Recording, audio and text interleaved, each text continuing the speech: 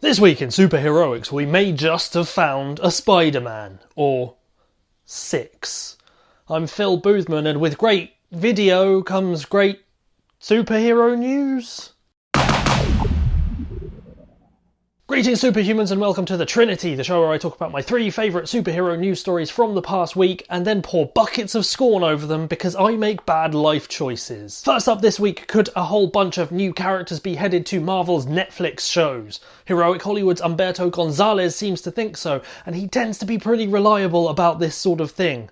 Possibly because he can see the future, although I've never been able to prove that. Anyway, Gonzalez seemingly confirms that Matt Murdock's ninja uber-assassin love interest Elektra Natchios will be appearing in Season 2 of Daredevil, having been previously referenced in extremely loving terms as that hot Greek girl in Season 1. Now, that one's pretty unsurprising considering the significance of the character in Daredevil's comic book history, but don't worry, we're just getting started. Because the report also suggests that Marvel are looking to bring a number of other new characters into the Defenders series, and they get more insane as the list goes on. Let's go in ascending order of potential ridiculousness. First up, everybody's favourite grizzled multiple murderer Frank the Punisher Castle. This one seems fairly in line with the darker and infinitely more brutal world established in the first season of Daredevil, although Castle's approach of shoot many times in the face and body first, never ask any goddamn questions at all because questions have never killed a man, may cause some friction with the other decidedly non-lethal Defenders. Still, what's a superhero team-up without a few disagreements? Next, and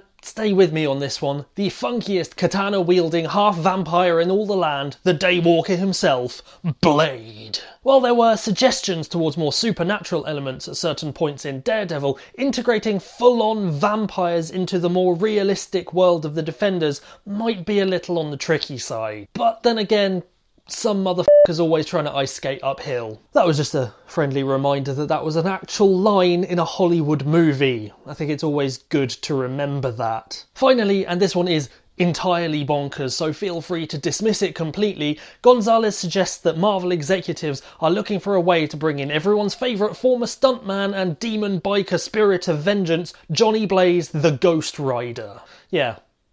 Totally insane. And with the limited effects budget of Marvel's Netflix division, I'd suggest not holding your breath for that one. Whatever happens, the next Netflix show on the slate is aka Jessica Jones, so keep your eyes out for that one later this year. Next up, a rumour has emerged that Marvel may have found a star for its first female-led movie, and honestly, it's a pretty perfect choice. Because sources say that the part alien cosmic Avenger Carol Danvers, better known as Ms. Marvel, Binary, Warbird, and now as Captain Marvel, may be played by the fantastic and seriously goddamn kick-ass Charlize Theron. Not only does Theron have the action chops to take on Marvel's high-flyingest hero, as well as pretty much the perfect look for the character, she also currently has the promotional clout to build a lot of hype around the movie, coming off her recent turn as the spectacular Imperator Furiosa in Mad Max Fury Road. Which, if you haven't seen it, seriously, what have you been doing with your life? However, the icing on the cake comes from a connected rumour that owing to their long-standing friendship,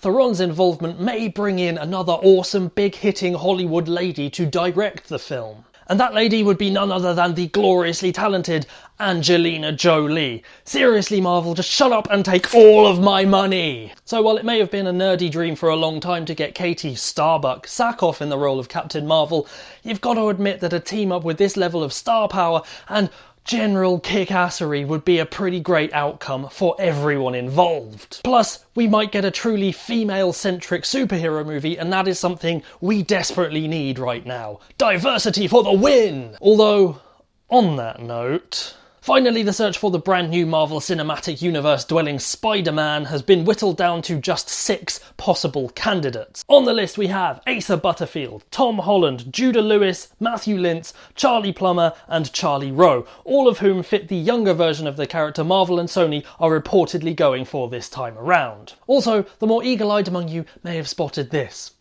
Those are some of the most white-ass dudes in the known universe. I mean, those are some straight up honkies right there. that pretty much dashes the hopes of all of us looking for a last-minute reveal that the new Spider-Man would be the part African-American, part Hispanic Ultimate Spider-Man, Miles Morales, rather than a third version of pasty super nerd Peter Parker. It's pretty disappointing given the overall lack of diversity in comic book movies right now and the seemingly lost possibilities for trying something new. Especially when there are so many different versions of Spider-Man out there in the big wide Spider-Verse to explore on screen. Now, I'm not saying we should be looking for a Spider-Ham movie, but would it have killed Marvel and Sony executives to give us something a little bit different from what's come before? Miles Morales would have been great, but that's just the tip of the iceberg. We could have had one of the many different Spider-Women, or one of the other non-white Spider-Men, or even the spectacular Spider-Gwen. But instead, we get yet another version of vanilla-flavoured white bread milquetoast Peter goddamn Parker. And to top it all off, he's going to be played by teenage charisma vacuum Asa Butterfield, or one of a bunch of kids I've never even heard of before. So thanks for unzipping your collective flies and urinating all over my dreams once again, Hollywood executives. I think I just went full internet. Like, I'm pretty sure that sentence was in all caps. Anyway, expect a casting announcement soon, and probably try to be a little bit less jaded and cynical than I apparently am about the whole thing. So, are there any other characters you'd like to see join the Defenders? Would you be excited to see Charlize Theron and Angelina Jolie take on Captain Marvel? Could Asa Butterfield secretly be playing Spider-Ham? Leave your answers on Facebook or Twitter with the hashtag StaySuper, and your comments could be featured in the next Alter Ego video blog. And until next week, stay super! Thank you for watching. You can click over there to watch last week's episode of So You're a Superhero or the most recent Alter Ego video blog, and you can click down there to subscribe to Empath Digital for brand new content every single week.